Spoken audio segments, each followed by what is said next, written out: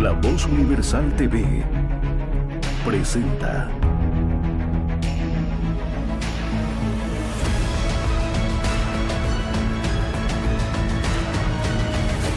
El Laberinto con Andrés Canseco. Así que les agradezco nuevamente por su atención y espero que este evento sea de su agrado. Le doy la palabra a Andrés Canseco, que es nuestro primer expositor. Un aplauso para él. Muchas gracias. Muy buenos días. Es un gusto estar acá en la UTEPSA. La verdad, hace tiempo que no venía por acá. Es un gusto también ver algunas caras conocidas, algunos colegas, antiguos profesores, colegas. Es de verdad un gran gusto estar acá. Y como siempre que se presentan estas posibilidades, uno siempre piensa, obviamente, en la gratitud, pero también en el desafío.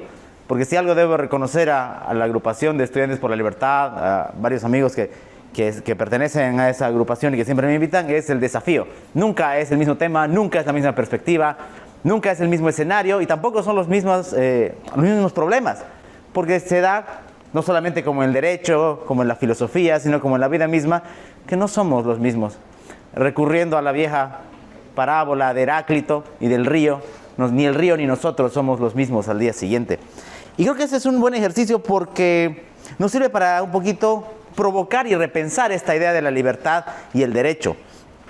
Nosotros, nuestra generación que fue formada, teníamos una época bastante peculiar, porque fuimos la generación a la que le tocó esa transición entre la anterior constitución política del Estado y la hoy vigente. Entonces, siempre se hablaba del tema de las libertades. Pero pienso, ya haciendo un balance en el tiempo, una pequeña autocrítica, que no se hizo suficiente hincapié en aquello. No se precisó lo peligroso, no se advirtió lo riesgoso que podía hacer perder libertades a través de la ley. Y eso es un poquito de lo que quisiera hablarles durante los siguientes minutos. Cuando pensamos en derecho, sobre todo cuando pensamos en penas, en castigos, lo primero que nos viene a la cabeza es más bien la restricción de la libertad. O sea, alguien comete algo, un delito, y inmediatamente pensamos en cárcel, en restringirle su locomoción, en restringirle algunos derechos, la pérdida de la libertad.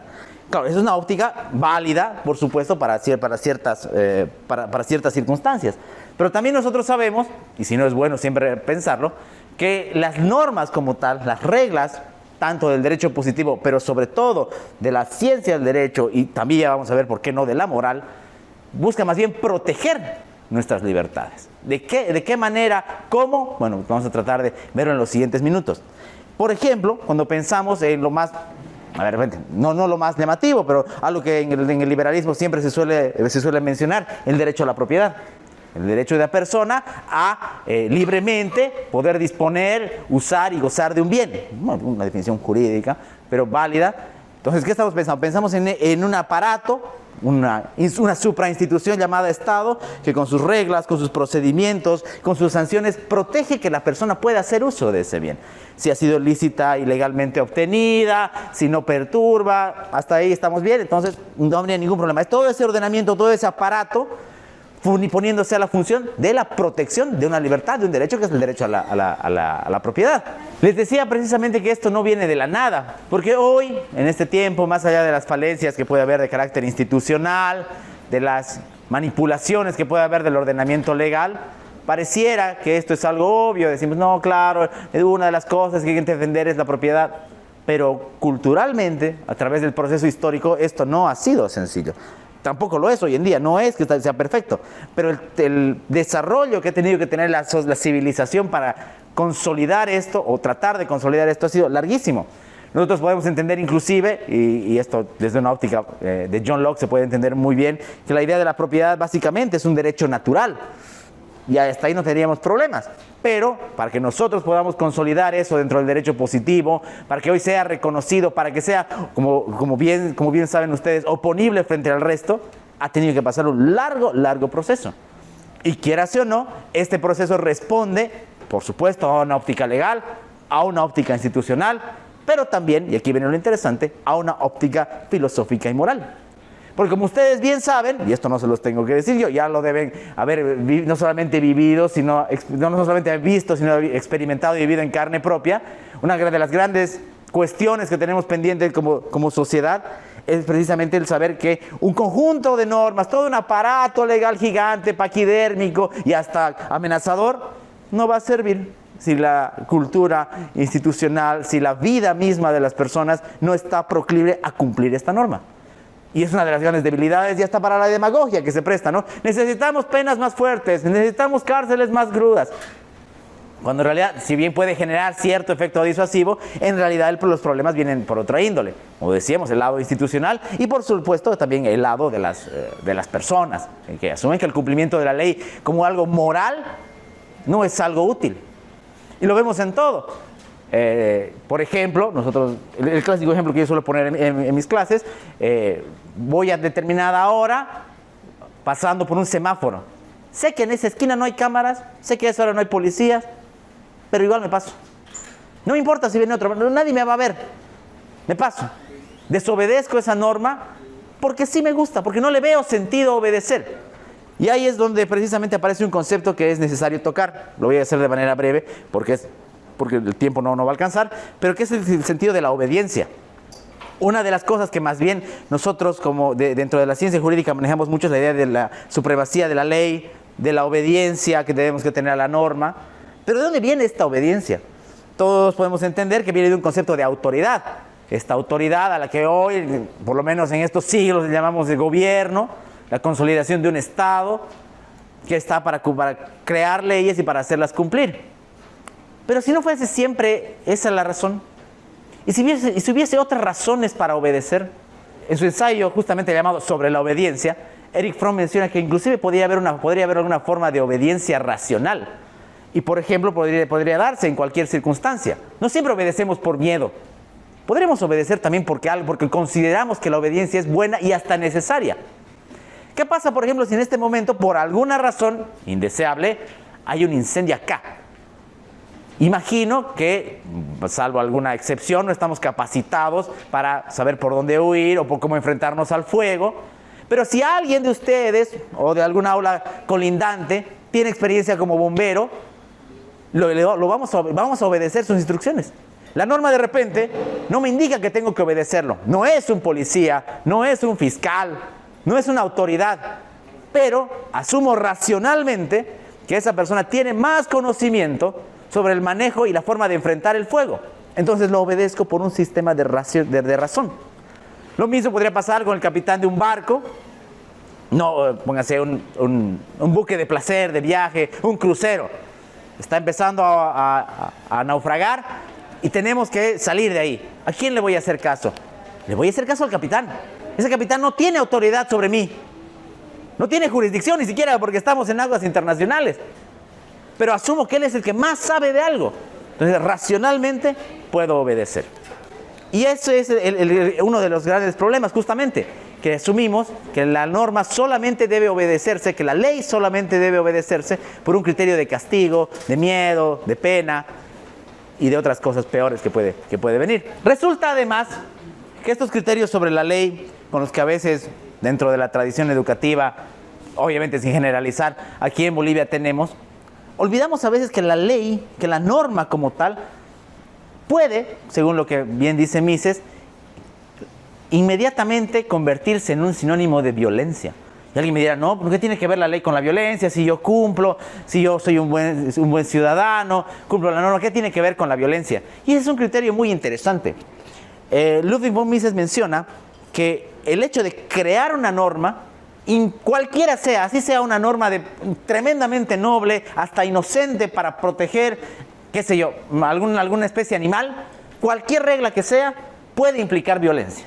¿Y por qué? Yo cuando leí eso, ¿cómo? ¿Por qué? ¿Qué tiene que ver la violencia con la ley? Y lo que dice es muy interesante, porque al momento de crear una norma, y por el carácter coercitivo que tiene la ley, por definición, tengo que crear un sistema de vigilancia y de castigo para que esa ley se haga cumplir. Si yo establezco, por ejemplo, una ley para proteger animales silvestres, para que esa ley sirva, tengo que establecer sanciones y una autoridad que haga cumplir eso. ¿A través de qué? De la fuerza. Y eventualmente, si es que no se contiene ese uso de la fuerza, a través de la violencia. Entonces, ese sistema de creación de normas, desde esta óptica liberal de Mises, hay que tener mucho cuidado. Porque ¿qué es otro de los problemas que tenemos muy seguido en Bolivia? Aparte de decir, como decíamos hace unos minutos, que queremos penas más duras para todo y que pensamos que así se va a solucionar, el otro problema, que creemos o pensamos, erróneamente, que la creación de normas a diestra y siniestra va a solucionar los problemas del país. Y eso tiene una connotación no solamente jurídica, sino también política. Ustedes van a ver, sobre todo ahora que vienen tiempos preeleccionarios, la cantidad de diputados que presenté 34 proyectos de ley en tal gestión, presenté 50 en tal, ¿y de qué fueron? Nada, era patrimonio, para que sea patrimonio tal baile, cosas completamente insensatas, pero así es. Entonces, ya desde el punto de vista inclusive cultural, es peligroso. Les pongo otro ejemplo, para que vean lo peligroso que puede ser sobreinvocar a las leyes, o la creación de leyes y por lo tanto sobreinvocar la fuerza del Estado. Está muy de moda hacer que cualquier fiesta o evento local sea declarado patrimonio nacional, departamental, municipal, lo que sea. Hasta se hincha el pecho, ¿no? Tal festividad ahora es patrimonio nacional. Pero nunca nos hemos puesto a pensar en lo riesgoso de esto. Porque si es un patrimonio nacional, debe ser precautelado, porque es un bien común. ¿Precautelado por quién? Por el Estado. Por lo tanto, por el gobernante. ¿Y qué pasa si el gobernante empieza en atribución a esa norma, regular tal fiesta? Llámele carnaval, fiesta local, lo que sea. Bien podría hacerlo. ¿Por qué? Porque se le ha dado la potestad. Es más, porque irresponsablemente la sociedad ha pedido esa norma, que puede pasar de lo simbólico, declarativo, a ser una norma terriblemente reguladora. Piensen, por ejemplo, lo que les decía, el carnaval o una fiesta local. Hay un caso más concreto. Hay una norma departamental que establece, una ley departamental que tiene que ver con el turismo. Y establece que, por ejemplo, las comidas típicas deben seguir ciertas características para ser ofrecidas a los turistas de tal manera. Parece absurdo, ¿no? Pero es real. Es decir, que si yo quisiera ofrecerle a algún turista un cuñapé y no está preparado bajo los estándares que me dice el Estado a nivel departamental, resulta que una de dos, o me pueden sancionar o no lo puedo ofrecer como cuñapé. Así, parece ridículo, absurdo, pero así es. Y así nos podemos encontrar peor en el nivel nacional, con cantidad de normas, con cantidad de reglas, ni qué hablar de decretos y resoluciones, que lo que van a hacer más bien, en lugar de precautelar, en lugar de crear un sistema de protección de las libertades, es sobreregular nuestra vida. Entonces, ese sentido del que hablábamos al principio, que era institucional, cultural, para darnos más bien un marco en que mover nuestras libertades, darle un norte, se ha convertido en lo contrario. Se ha convertido en un sistema, un aparato, en el que mis libertades cada vez son menores. Otro ejemplo, quiere más concreto, lo que está pasando ahora con las tarjetas. Imagino que varios de ustedes tienen tarjetas de débito en su poder, y que cada vez es menor lo que pueden hacer con ellas a través de Internet. Desde algo tan pequeño y entre comillas banal como usar sus servicios de streaming, hasta pagar las cuentas de sus negocios, sus emprendimientos en las publicidades de Facebook o Instagram. Pues no se puede, porque hay una normativa que en la protección de las divisas, una norma emitida por el Estado, impide aquello. Y sin ningún aviso, nada, ¿no? El día si van al banco, les dan 25, ayer era $50 el máximo semanal que puedes mover, ahora ya son 25. Y nadie puede decir nada. Entonces, como pueden ver, se puede utilizar ese sistema legal, tanto como para preservar esas libertades, pero también para restringirlas, y es más, hasta para volverse algo más peligroso, que es un sistema autoritario. Y aquí es donde venimos, para no alargarme mucho, ¿no pasa nada? No. Y aquí es donde venimos justamente al otro, que es cómo la norma puede pasar de ese primer tipo de regulación, llamémosle, que a los liberales nos gusta mucho, pero ya, de regulación de nuestra conducta, pasando por esta otra super hiperregulación, hasta ya un asunto de ser un aparato, una herramienta para el más profundo despotismo, hasta para el totalitarismo. No es nuevo para ustedes sabrán, y si no es bueno siempre pensarlo, que no toda norma, no toda ley es divina. Tenemos esa tradición igual, ¿no? Muy a la romana, de divinizar las leyes, ponerlas casi en un altar. Nosotros mismos nos han hecho jurar frente a una diosa Temis, casi con una reverencia religiosa.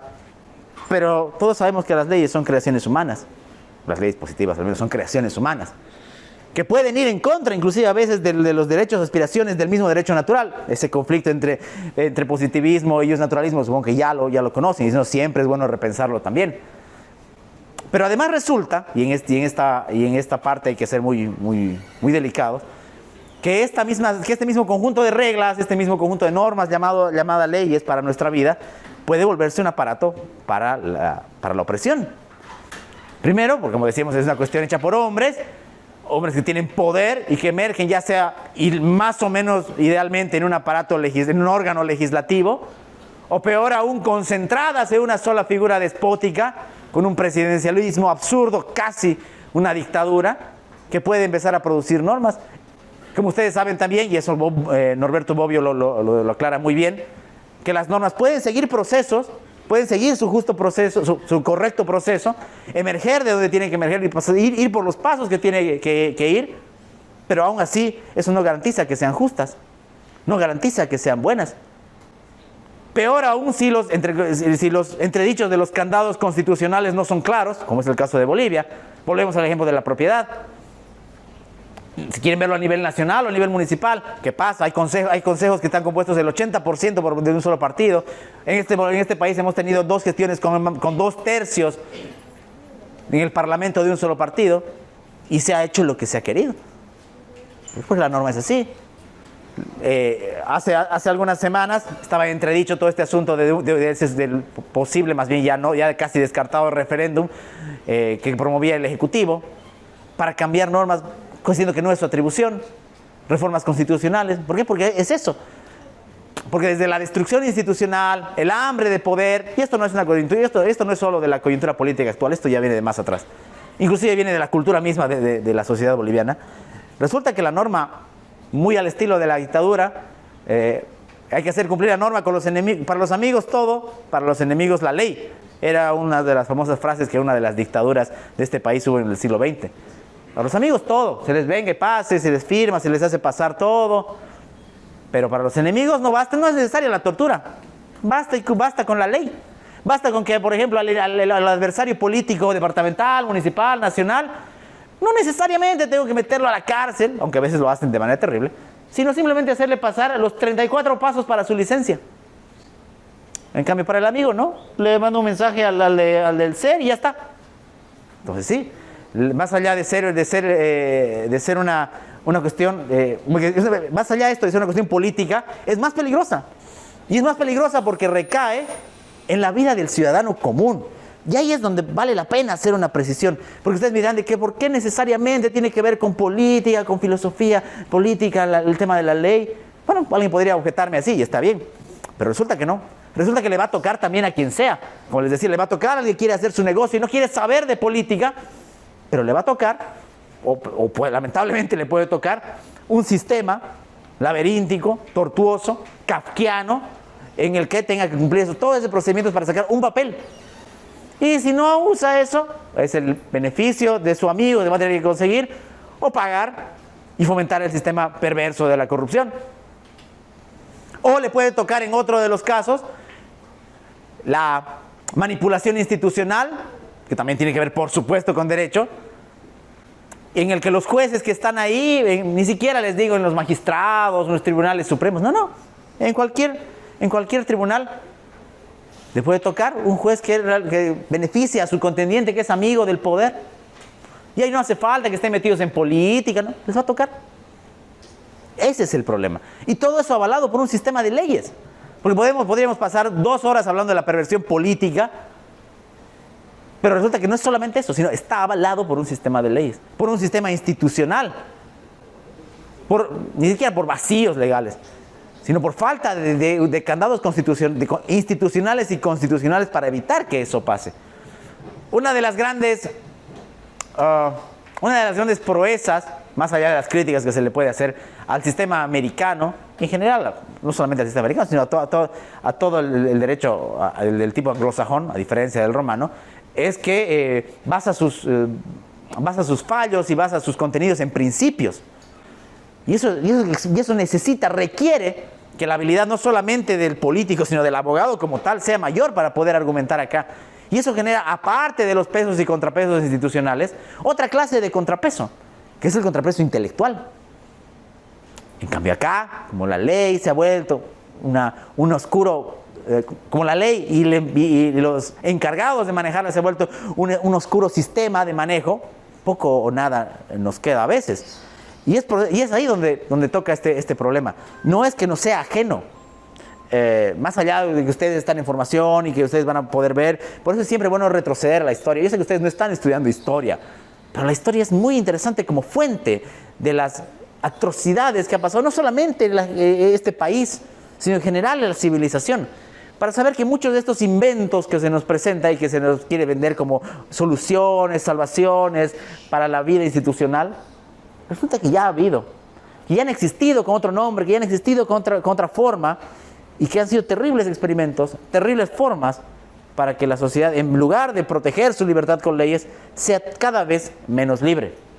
Y ya para ahora sí ir cerrando, para darle la palabra a Gelo, quería hacer una precisión sobre lo otro. Si hace rato hablaba del sentido de la obediencia, tanto a través de su forma tradicional, de lo que es el miedo, y de su forma menos habitual, que es la obediencia racional, queda también importante hablar un poquito de la desobediencia.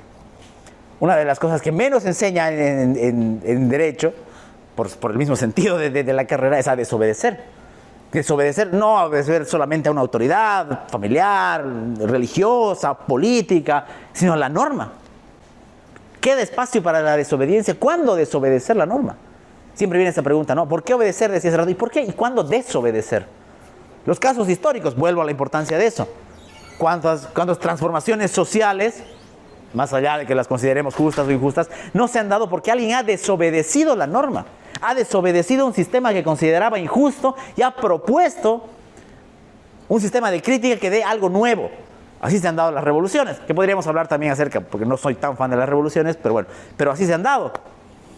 Y desde otra perspectiva, inclusive las desobediencias individuales, casos como el de Gandhi, Mandela y demás, pero para mí el más emblemático y el que más teórico, el que más riqueza teórica tiene, es Henry David Thoreau. Pueden buscar un libro de Henry David Thoreau que se llama Sobre la desobediencia civil. Él, por ejemplo, rápidamente, para los que no conocen el caso, él se negaba a pagar impuestos a su país, Estados Unidos, porque estaba en la guerra con México. Y él no concebía la idea de que su dinero vaya a financiar un ejército con una guerra injusta. Desobedece, va preso.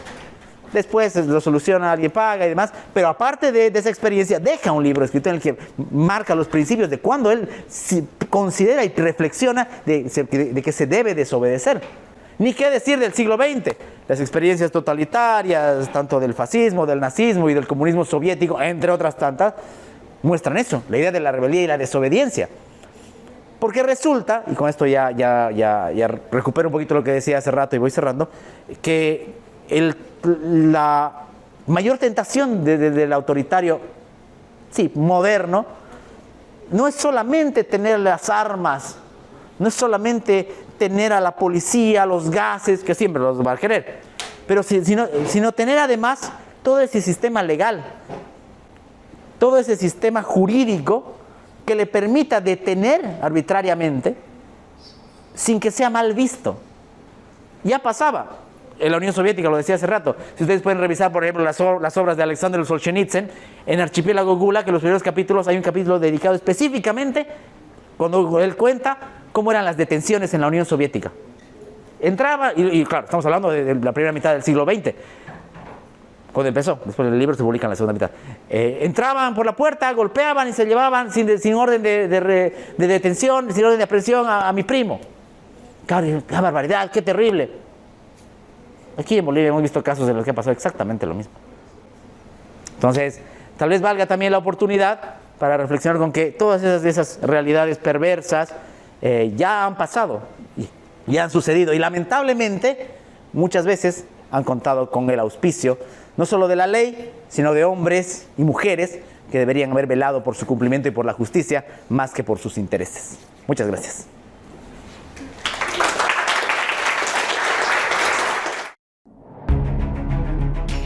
El laberinto con Andrés Canseco.